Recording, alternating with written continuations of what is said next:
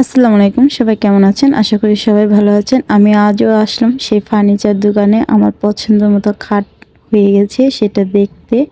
তো এখানে বার্নিশ করা হচ্ছে। সবগুলো আপনাকে আজকে দেখাবো আমার খাটটা কিরকম হচ্ছে। সবাই প্লিজ বলবেন। আসলে খাটটার ডিজাইনটা একটা হলো সামনের পার্ট, দেখেন খাটটা।